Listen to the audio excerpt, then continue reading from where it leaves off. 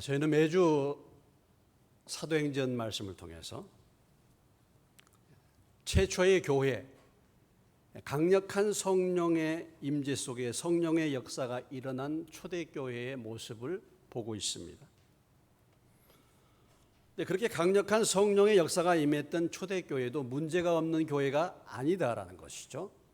우리가 앞으로 가면 갈수록 초대교회 역시 많은 문제가 있었다라는 것을 볼 수가 있어요. 우리가 초대교회, 모범적인 교회로 우리 교회도 그렇게 돌아가기를 원합니다. 우리 교회도 그런 교회가 되기를 원합니다. 이렇게 우리가 바라지만은, 그러나 사실 초대교회에도 문제가 많이 있었습니다. 왜냐하면 사람이 사는, 죄인들이 모이는 집단은, 그 공동체는 항상 문제가 있는 것입니다. 하나님의 역사로 부흥하고 아름다운 공동체가 이루어져 가다가 아나니아 삽비라 사건이 터졌죠. 하나님의 공동체를 속이는 그런 사건이 벌어졌습니다. 이 아나니아 삽비라 사건을 통해서 하나님께서는 사탄 마귀의 역사가 있음을 우리에게 말씀해 주고 있는 것이죠. 영적인 역사, 영적인 배후에 역사하심이 있다는 사실을 우리에게 보여주고 있는 것입니다. 데살로니가 후서 2장 11절로 12절 말씀에 가보시면, 이러므로 하나님이 미혹의 역사, 속이는 역사를 그들에게 보내사 거짓 것을 믿게 하심은 진리를 믿지 않고 불의를 좋아하는 모든 자들로 하여금 심판을 받게 하려 하심이라. 마귀는 거짓 것을 믿게 한다. 사람을 미혹해가지고 거짓말을 통해서 거짓 것을 믿게 하는 것입니다. 그런 역사가 교회 가운데서도 벌어지고 있고, 교회에서도 얼마든지 그 사단의 역사가 틈탈 수 있다는 사실을 아나니아 삽비라 사건을 통해서 우리에게 교훈해 주고 있습니다. 우리가 인류 역사를 볼 때, 인류 역사를 이렇게 이제 볼 때 여러 가지 많은 전쟁의 역사, 정치적인 그런 역사가 지속이 됩니다. 그러나 사실은 영적인 눈이 열려서 정말 그 역사를 보게 되면은 하나님과 그 하나님을 따르는 세력들과 마귀와 그 세력들 간에 벌어지고 있는 영적인 전쟁의 역사다 라는 것을 우리의 영안이 열리면은 그렇게 알 수가 있는 것이죠. 뿐만 아니라 우리 개인의 삶도 역시 마찬가지입니다. 우리 개인의 삶도 내 마음을 사단이 점령하느냐, 사단이 나의 마음을 점령하고 그래서 사단이 내 심령을 채우느냐, 아니면은 하나님의 성령이 내 마음을 지배하고 채우느냐에 따라서 내 삶도 달라진다라는 것을 말씀해 주고 있는 것이죠. 그 실제 상황을 갈라디아서 5장 19절로부터 23절에서는 잘 보여주고 있습니다. 육체의 일은 분명하나 하니 곧 음행과 더러운 것과 호색과 우상 숭배와 주술과 원수 맺는 것과 분쟁과 시기와 분냄과 당 짓는 것과 분열함과 이단과 투기와 술 취함과 방탕함과 또 그와 같은 것들이라. 전에 너에게 경계한 것 같이 경계하는 이런 일을 하는 자들은 하나님의 나라를 유업으로 받지 못할 것이요. 19절로부터 21절까지 사단이 그 마음을 점령했을 때 나타나는 사람의 심령의 상태, 나타나는 그들의 죄악을 보여주고 있는 것이죠. 우리가 육신적으로 삶을 살 때 저런 열매를, 사단의 지배를 받아서 저런 열매를 맺게 되는데, 그러나 성령의 지배를 받을 때는 22절의 이하의 말씀, 오직 성령의 열매는 사랑과 희락과 화평과 오래 참음과 자비와 양성과 충성과 온유와 절제니 이 같은 것을 금지할 법이 없느니라 그랬어요. 우리의 마음을 과연 사단이 지배하느냐, 성령이 지배하느냐에 따라서 이런 열매들이 다르게 나타나고, 날마다의 우리의 삶은 어쩌면은 이 보이지 않는 영적인 전쟁, 사단과 성령의 마음 점령의 싸움이라고 볼 수가 있습니다. 그래서 어쩌면은 우리는 날마다 영적인 이 전쟁터에서, 그 마음 속에서 일어나는 영적인 전쟁터에서 우리가 살고 있는 것입니다. 문제는 뭐냐면, 인간의 비극은 뭐냐면 이 사실을 전혀 모른다는 것이죠. 이것이 인류의 비극이고 사람들의 비극입니다. 여러분, 아나니아와 삽비라가 재산을 팔아서 얼마를 감추고 얼마만 일부분만 사도들의 발 앞에 드려야 되겠다 하는 그 마음이 그들이 사단의 거짓이라고 생각을 해 보았겠습니까? 그들은 전혀 분별을 못했죠. 그런데 오늘 사도 베드로는 그렇게 속이는 것에 대해서 이렇게 표현하고 있지 않습니까? 사단이 내 마음에 가득했다.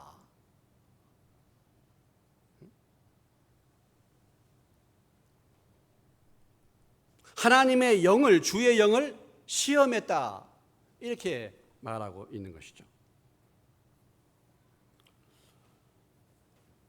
사단이 거짓이라고 전혀 분별하지 못하고 그런 일을 행했다라는 것이죠. 지금도 역시 마찬가지입니다. 지금도 마귀는 사람들을 거짓으로 여전히 미혹하고 있습니다. 사단이 사용하는 가장 큰 거짓이 있는데 그 거짓이 무엇이겠습니까? 일단 대표적으로 나타나는 거짓이 무엇이겠습니까? 가장 큰 거짓은요, 사단은 없다는 것입니다. 마귀는 없다는 거예요. 마귀는.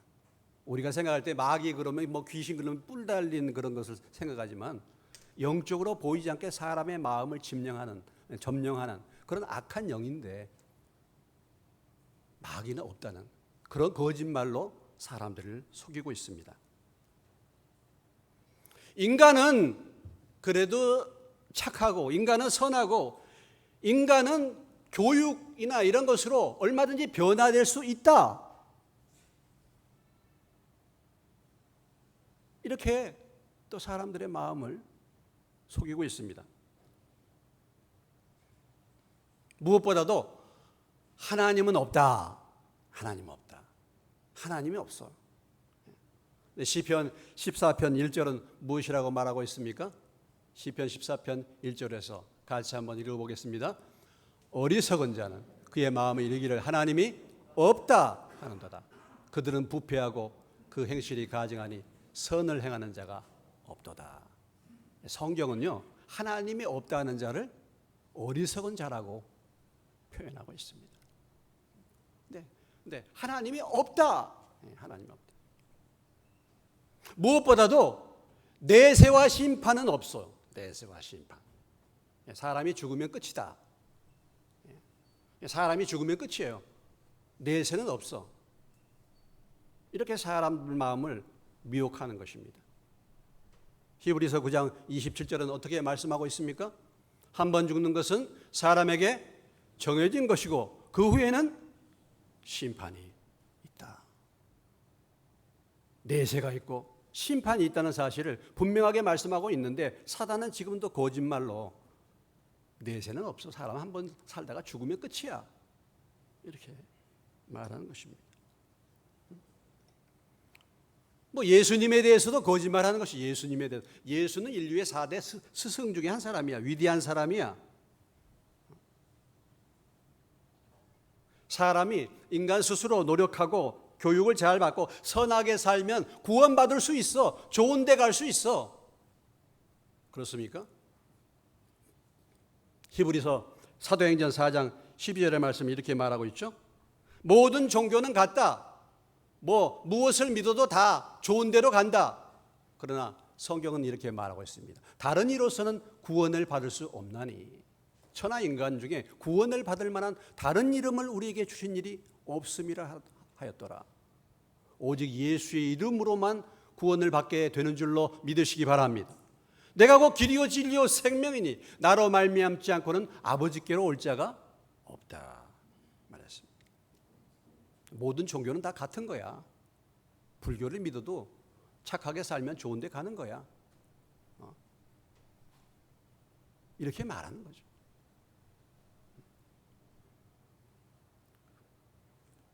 오늘날 이 사회도 역시 마찬가지입니다. 오늘날 이 사회도 보면 우리가 참 모든 사람의 인권을 다 존중해야 돼. 동성애하는 권한도 그 사람의 인권이야. 그 인권도 존중해 줘야 돼. 하고서 지금 법안을 발의하고 있지 않습니까? 인권이라는 이름으로. 하나님이 뭐라고 말씀하십니까? 하나님이 없다 하면서 종교는 아편이라고 하나님을 핍박하는 세력들, 공산주의 어떻습니까? 어떤 이념과 어떤 사상 이런 것들이 사실은 그 배후를 보면요, 악한 영의 역사입니다. 이 코로나가 사실 우한에서 출발했지 않습니까? 우한. 이제 코로나19라고 하지만 원래 우한 폐렴이라 그랬죠.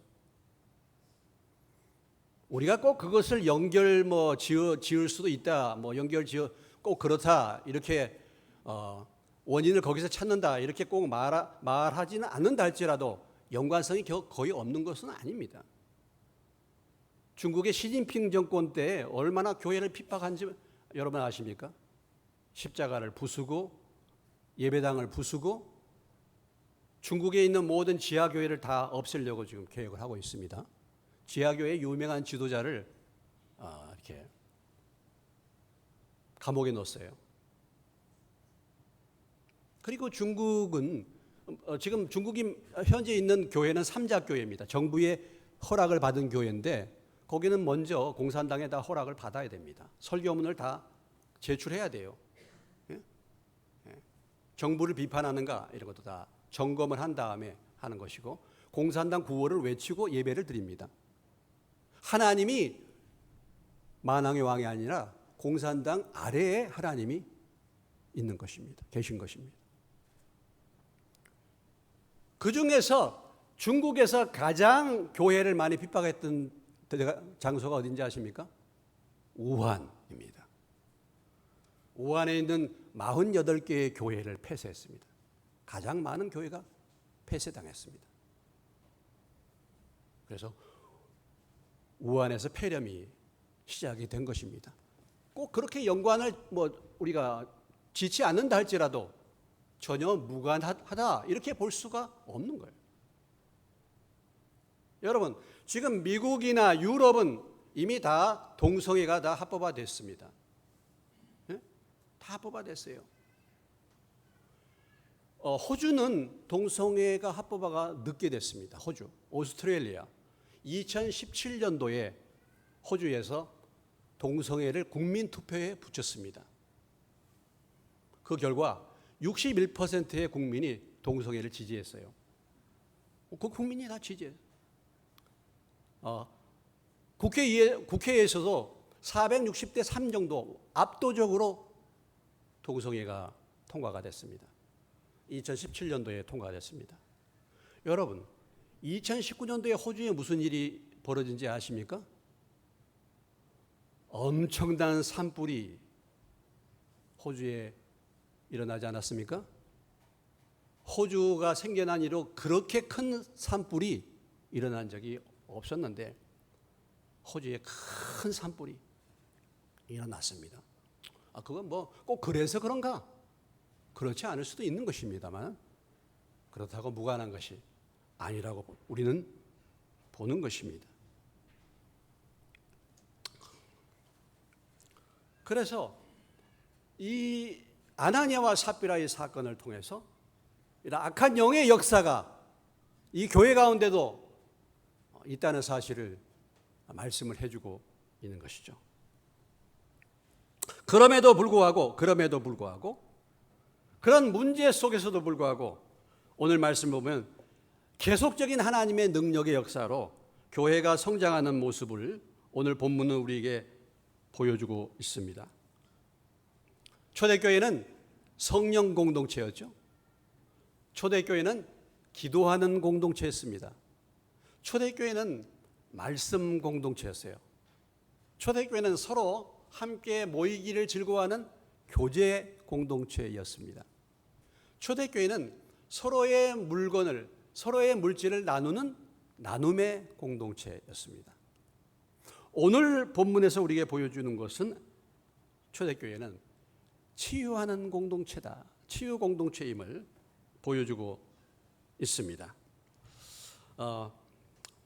오늘 본문 16절 말씀을 우리가 보시면은 이렇게 기록이 되어 있죠. 예루살렘 부근에 수많은 사람들도 모여 병든 사람과 더러운 귀신에게 괴로움받는 사람을 데리고 와서 다 나음을 얻었다.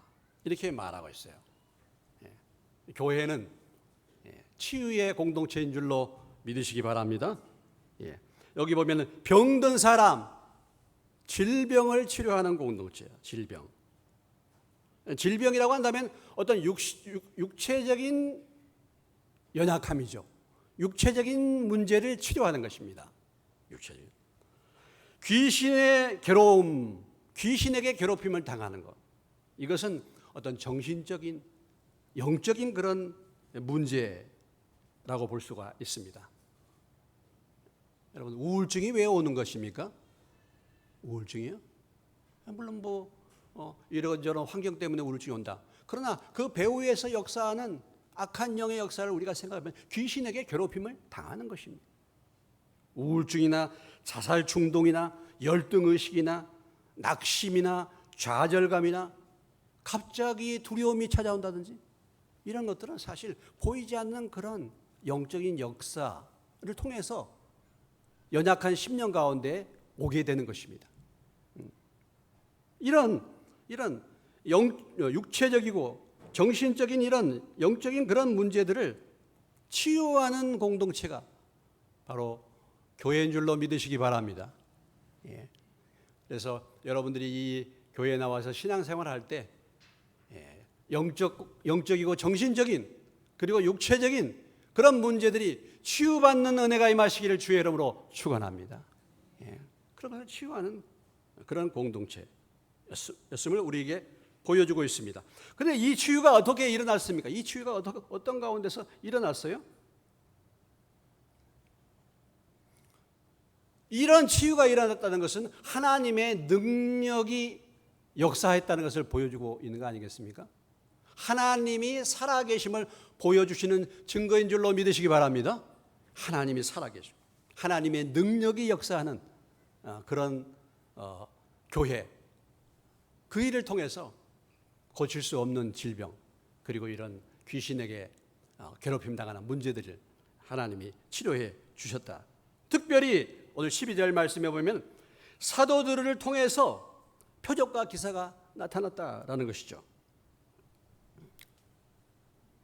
사도들의 손을 통하여 민간에 표적과 기사가 많이 일어나며 믿는 사람이 다 마음을 같이하여 솔로몬 행각에 모였다 그랬어요. 사도들을 통해서 하나님이 하나님의 구원의 역사를 일으키실 때에 사람을 통해서 일하시는 줄로 믿으시기 바랍니다. 하나님은 사도들을 통해서 또는 하나님은 우리를 통해서도 지금도 우리를 통해서 구원의 역사를 일으킬 수가 있는 것이죠. 하나님이 아브라함을 통해서 이스라엘 백성들을 하나님께로 인도해 내셨습니다. 하나님이 모세라는 사람을 통해서 이스라엘 백성들을 애굽에서 인도해 내셨습니다. 하나님은 또 사도들을 통해서 표적과 기사가 일어나게 하셨다라는 것이죠. 어떻게 표적과 기사가 일어나게 된 것입니까? 병자들이 고침을 받고 표적과 기사가 지금 많이 일어났죠. 나면서부터 못 걷게 된 사람을 베드로와 요한이 그들이 말씀을 선포함으로 그 병자가 고침을 받았지 않습니까? 또 아나니아와 삽비라 도무지 알 수 없는 그 마음의 심령을 꿰뚫어 보는 이 표적을 통해서 하나님의 교회가 경성하게 된 것 아니겠습니까? 이런 표적과 기사가 일어나는 그런 교회가 되기 위해서 무엇이 필요하겠습니까? 사도행전 1장 4절에 보면요. 사도행전 1장 4절에 결국은 이런 모든 표적과 기사는 하나님의 역사인 줄로 믿으시기 바랍니다. 성령의 역사인 줄로 믿으시기 바랍니다. 베드로가 늘 고백한 것이 무엇입니까? 이것이 개인의 능력과 경건으로 된 것이 아니라 예수의 이름으로 이런 일이 일어났다. 성령의 역사로 이 일이 일어났다는 것을 강조하고 있지 않습니까? 그 배후에는 강력한 기도가 있었다라는 것이죠. 사도행전 1장 14절에 성령이 임하기 전에 여자들과 예수의 어머니 마리아와 예수의 아우들과 더불어 마음을 같이하여 오로지 기도에 힘쓰니라. 14절 오로지 기도에 힘쓰니라. 그들이 마음을 같이하여 오로지 기도에 힘쓸 때 성령이 임하고 이런 능력이 나타나게 된 것입니다. 표적이 나타나게, 성령으로 방언을 말하게 되는 이 표적으로 인해서 복음이 증거된 것입니다. 사도행전 4장 30절의 말씀을 보시면 그들이 함께 모여서 하나님 앞에 간절히 기도했지 않습니까? 4장 30절의 말씀, 손을 내밀어 병을 낫게 하시옵고 표적과 기사가 거룩한 종 예수 이름으로 이루어지게 하옵소서 하더라. 이런 간절한 기도의 응답인 줄로 믿으시기 바랍니다. 우리 교회도 역시 마찬가지예요. 우리 교회도 마음을 같이하여 손을 내밀어 병을 낫게 하시고 표적과 기사가 거룩한 종 예수의 이름으로 이루어지게 하옵소서라고 간절히 기도하면 하나님께서 지금도 표적과 기사를 일으킬 수 있는 하나님이신 줄로 믿습니다. 지금도 역시 이런 표적과 기사가 일어난 것은 하나님의 나라가 이미 왔다라는 것을 증명해 주는 것이고, 예수님이 참으로 우리의 구원자이시다라는 것을 우리에게 보여주고 있는 것이죠. 그 표적과 기사를 통해서. 그래서 이런 강력한 표적과 기사를 통해서 초대교회가 사람들이 부흥하고 사람들이 교회에 모이게 되고 교회가 성장하고 부흥하는 이런 역사가 일어나게 되었던 것을 볼 수가 있어요.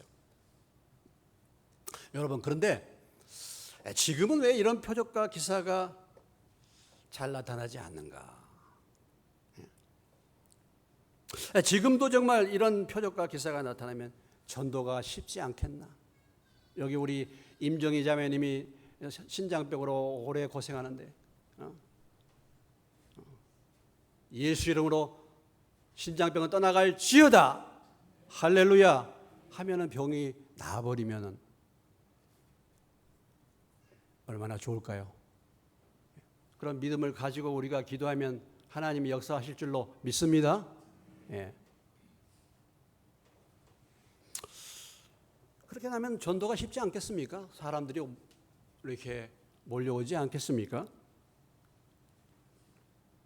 하나님은 지금도 동일한 표적과 기사를 행하시는 하나님이신 줄로 믿습니다.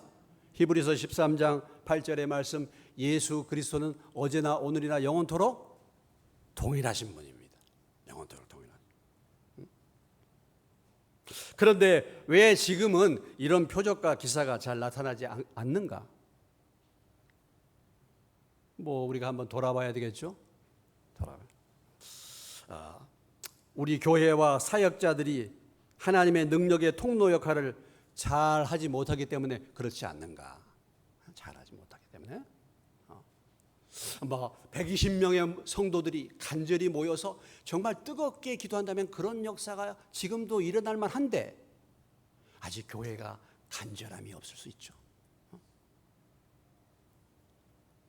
또 어쩌면은 오늘 이 질병이라는 것이 의학이 발달돼 가지고 사람들이 의학이 발달돼 가지고 병원이 그 역할을 많이 하기 때문에 병원으로 사람들이 가고 그 일을 대체하고 있지 않는가 보시죠.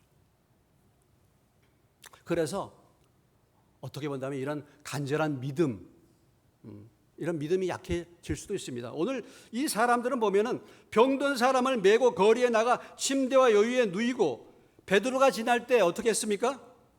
그림자라도 누구에게 덮일까 바라고. 아프신 분이 계시면은 앞으로 이런 믿음을 가지고, 제가 나갈 때 누워 옆에서 엎드려 계셔서 제 그림자라도 지나가면은 병이 낫겠다, 이런 믿음을 누가 갖느냐 이 말이에요.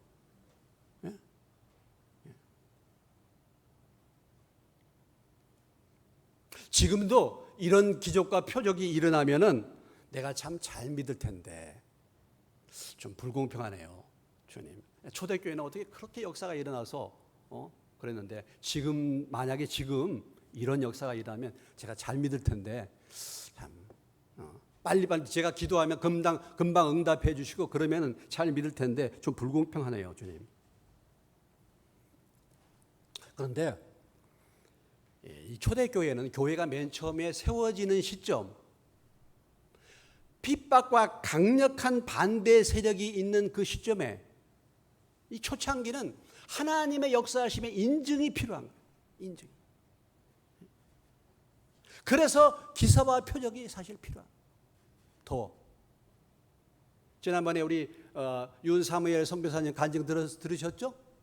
들으신 분은 들으셨는데, 인도에서 본인이 기도할 때 소경이 눈 떴다는 거 들으셨죠?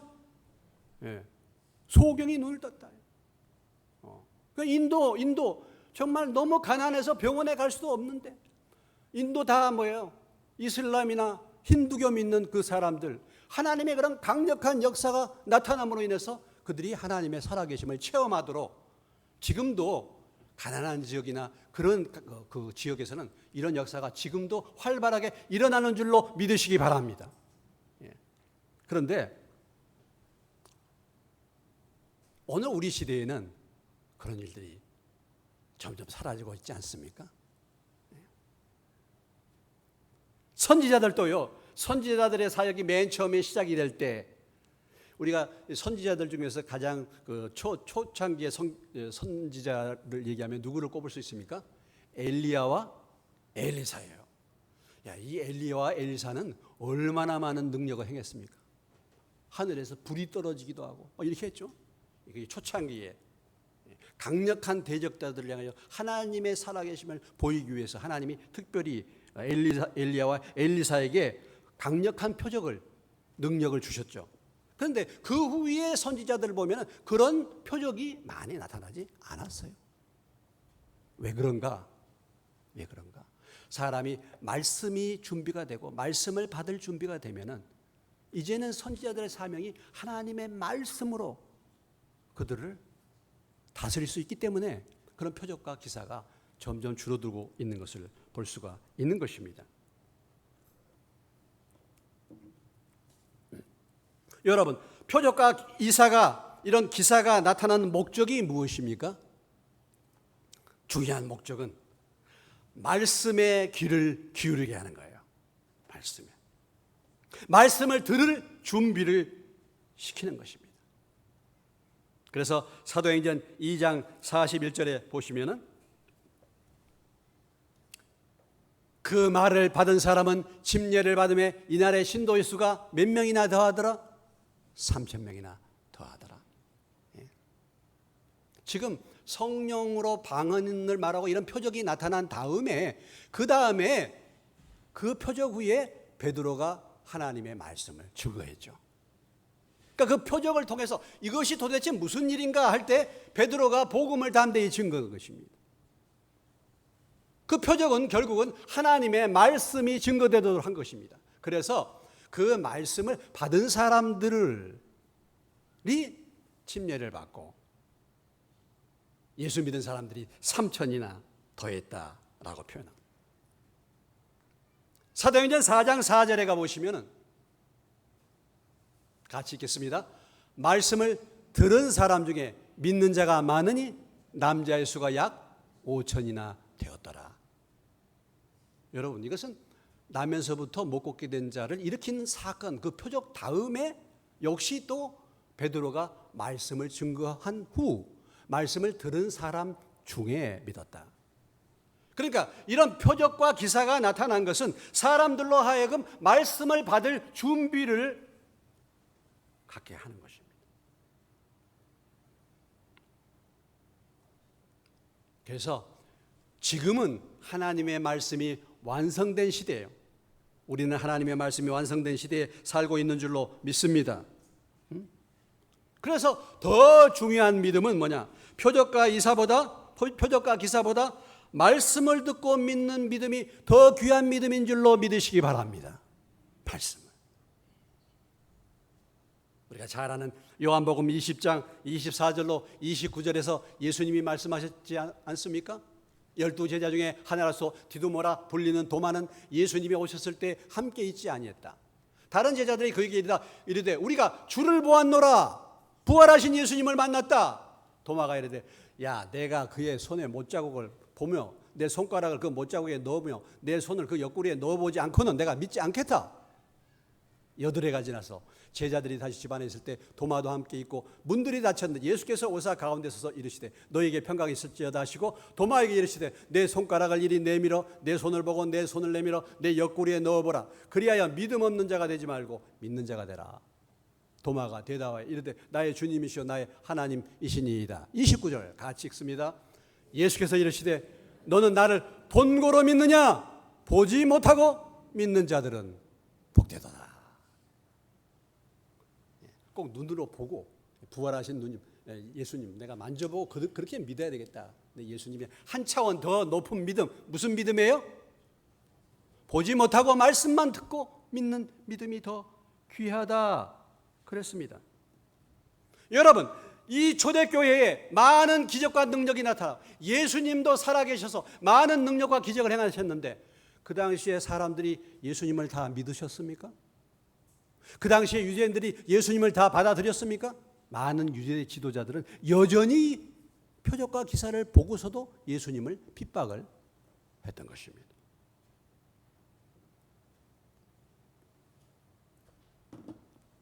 누가복음 16장 27절로 31절의 말씀에 예수님이 직접 말씀하신 것이죠. 이르시되 그러면 아버지여 구하노니 나사로를 내 아버지 집에 보내소서. 내 형제 5이 있으니 그들에게 증언하게 하여 그들로 이 고통받는 곳에 오지 않게 하소서. 아브라함이 이르되 그들에게 모세와 선지자들이 있으니 그들에게 들을지니라. 이르되 그렇지 아니하이다. 아버지 아브라함이여 만일 죽은 자에게 그들에게 가는 자가 있으면 회개하리이다. 이르되 모세와 선지자들에게 듣지 아니하면 비록 죽은 자 가운데서 살아난 자가 있을지라도 고난을 받지 아니하리라 하였다 하시니라. 무슨 얘기입니까? 부자와 나사로의 비유죠. 부자와 나사로가 죽어서 천국에 갔습니다. 부자가 지옥에 갔죠. 그래서 지옥에서 그 불 끓는 그곳에서 고통을 당하면서 한 얘기입니다. 한 얘기예요. 사람들을 좀 보내가지고 우리가 저 27절로 다시 28절로 돌아가 보시면은 아버지여 구하니 나사로를 내 아버지 집에 좀 보내셔가지고 우리 형제 5이 있는데 그들에게 증언해서 그들로 이 고통받는 곳에 오지 않게 해 주시도록 그렇게 지금 나사로를 보내주십시오. 이렇게 했을 때 뭐라고 했습니까? 그들에게 모세와 선지자들이 있으니 그들에게 들을지니라. 아닙니다. 죽은 자에게서 그들에게 가는 자가 있으면 직접 지옥을 경험하고 천국을 경험한 자가 가서 말하면 그들이 회개하지 않겠습니까? 뭐라고 말씀하셨죠? 야, 지금 하나님의 말씀 모세와 선지자들에게 지금 이 말씀을 듣지 않으면 비록 죽은 자가 살아서 간다 할지라도 그 말을 듣지 않을 것이다.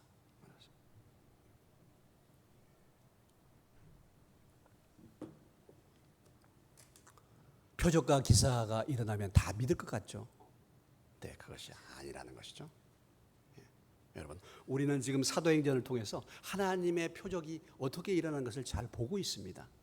오늘 이 말씀을 믿으시기를 주의 이름으로 축원합니다.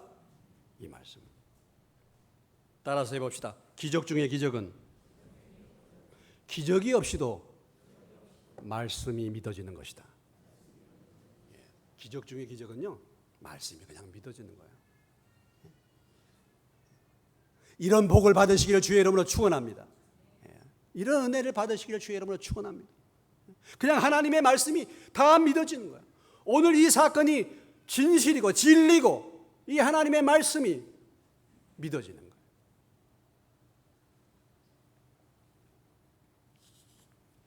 우리가 이 은혜를 받아야 되죠. 이런 치유하는 공동체. 그래서 많은 사람들이 그 표적을 보고 치유를 경험하고 그래서 하나님 앞에 나오게 되었다.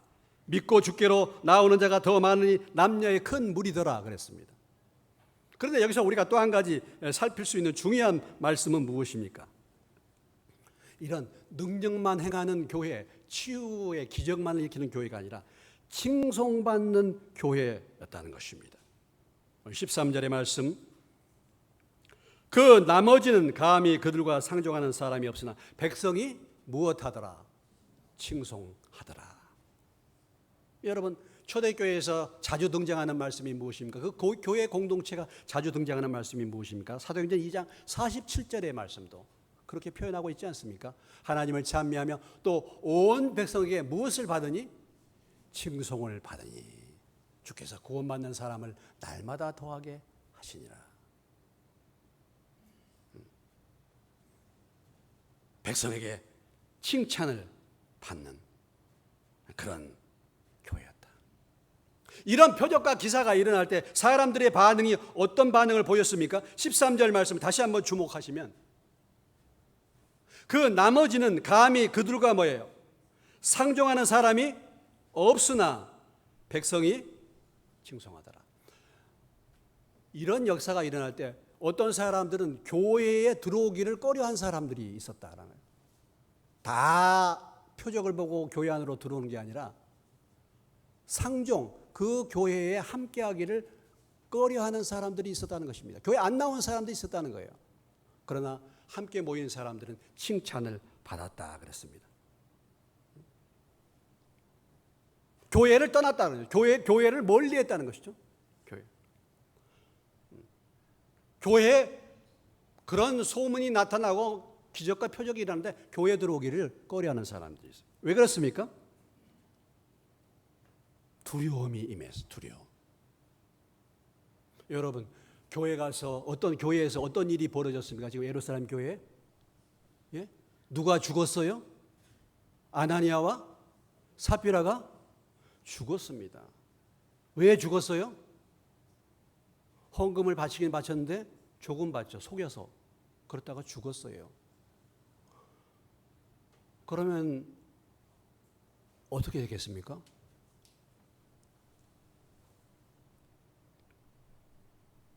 교회 나오지 않을 수 있잖아요. 잘못하다가 어떻게 돼요? 교회 가면?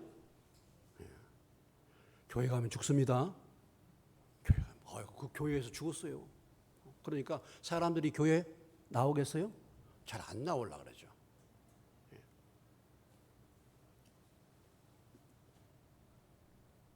빛보다 어두움을 사랑한 사람, 빛이 왔지만은 빛보다 어두운 사람들은 빛 가운데 나오기를 싫어했다.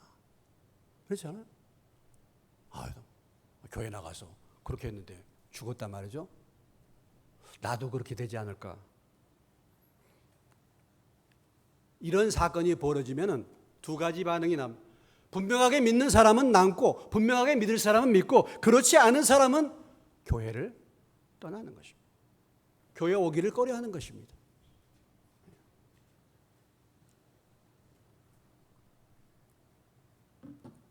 예수님이 기적을 행하셨죠?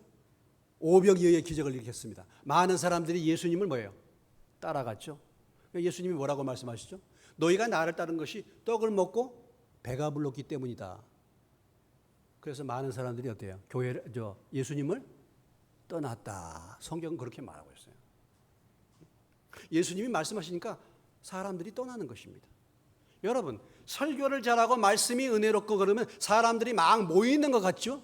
막 모일 수도 있습니다. 그러나 정말 하나님의 말씀이 선포되면은 어떤 사람은 가는 겁니다. 가는 거예요.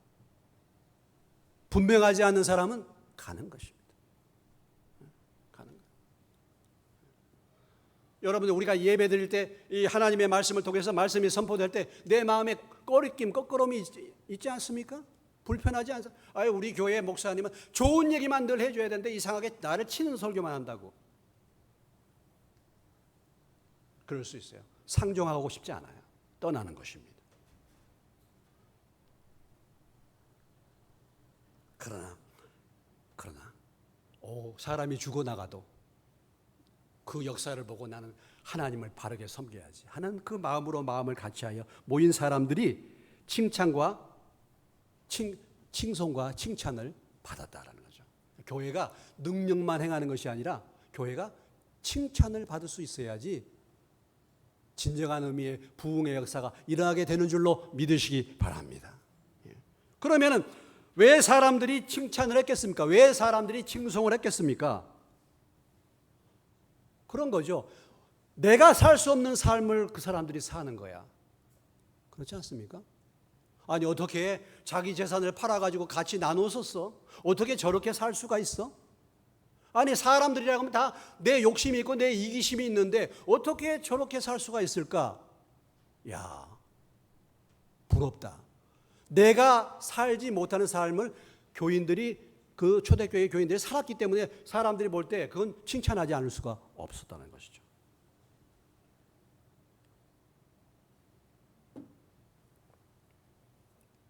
전도는 말과 삶으로 하는 것이죠. 따라서 합시다. 전도는 말과 삶으로 한다. 우리가 흔히 이렇게 말합니다. 아유, 사람 보지 말고 하나님을 봐요. 하나님을 보고 믿으세요. 그러잖아요. 사람은 다 실수가 있고 사람은 다 부족합니다. 그렇죠? 하나님을 보고 믿으세요. 근데 이 말이 맞기도 하고 틀리기도 합니다. 사람들은요, 누구를 봅니까? 사람을 봐요. 하나님은 안 보이셔요. 하나님 안 보이셔요. 근데 하나님을 보세요. 하나님 보고 믿어요. 사람 보고. 사람은 다 그래요. 교회 다녀도 그래요. 저도 그렇게 말하고 싶죠. 다 사람. 근데 그래도 신앙에 연륜이 있는 사람들은 그렇게 말해서는 안 됩니다. 신앙생활을 이제 10년 하고 20년 한 사람이 사람은 다 부족해요. 하나님 보고 믿으세요. 이렇게 말해서는 안 돼요. 이제는 어떻게 말해야 됩니까? 사람들은 눈에 있는 그 사람을 보고 믿는 겁니다. 교회를 모르는 사람들은 교회 다니는 그 사람을 보고 믿는 것입니다. 그 사람을 보고. 나는 과연 주변에 있는 사람들에게 칭찬받는 사람입니까? 사도 바울은 이렇게 고백했지 않습니까? 고린도전서 11장 1절에 이렇게 말하고 있지 않습니까? 따라서 해봅시다. 시작. 내가 그리스도를 본받는 자 된 것 같이 너희는 나를 본받는 자가 되라. 어쩌면 교만한 말일 수도 있죠. 절 보고 믿으세요. 날 보고. 한번 서로 앞뒤좌우로 보시면서 날 보고 믿으세요. 날 보고. 한번 해보세요. 날 보고. 날 좀 보소. 날 좀 보소. 날 보고 좀 믿어요. 아이고 참. 어떻습니까, 여러분? 내가 우리의 가정에서, 우리의 자녀들에게서, 주변에 있는 형제들에게서 정말 야, 나 좀 보고 믿어라 이렇게 말할 수 있겠습니까? 어떻습니까? 이제는 우리가 어느 때까지 아유, 사람 보지 말아요. 하나님 봐요. 그 말이 맞는 말입니다. 근데 그게 아니라 칭찬받는 사람. 그래서 주변에 있는 사람들, 직장에 있는 사람, 내가 과연 믿는 사람으로서 인정을 받고 칭찬을 받고 있는가? 한번 돌아오시기 바랍니다. 날 보고 믿어요. 신앙생활을 10년하고 20년 했는데도 여전히 날 보지 말아요. 하나님 봐요. 이렇게 해서 안 되고, 내가 물론 완전하지는 않지만, 내가 역시 부족한 점이 있지만 그래도 날 보고 믿어요. 날 보고. 이렇게 말할 수 있는, 그렇게 칭찬받을 수 있는 믿음의 사람들이 되시기를 주님의 이름으로 축원합니다. 우리는 이 초대교회의 모습을 통해서 오늘 이 시대의 교회, 오늘 이 시대의 교인들은 초대교회의 교회와 교인들과 어떤 다른 모습이 있는가? 우리 한번 돌아봐야 할 것입니다. 아니, 우리 교회는, 오늘 이 강북제일침례교회는, 오늘 우리 교회와 나는 이 초대교회의 성도들과 어떤 다른 점이 있는가? 이것을 다시 한번 우리가 돌아봐야 할 것입니다. 그래서 성경이 말하는 이런 교회가 되기 위해서, 이런 성도가 되기 위해서 내가 할 수 있는 일이 무엇이겠는가? 생각해 볼 수 있는 저와 여러분이 되시기를 주의 이름으로 축원합니다. 우리 교회의 부족한 점이 무엇인가? 이런 교회가 되기 위해서 내가 할 일은 무엇인가? 내가 변화될 일은 무엇인가? 이 사도행전 통해서, 이 초대교회 통해서 그 기도의 제목을 발견하고 그 말씀을 붙들고 기도하고 그 말씀을 따라서 초대교회 성도와 같이 변화되는 저와 여러분이 되시기를 주의 이름으로 축원합니다. 기도하겠습니다.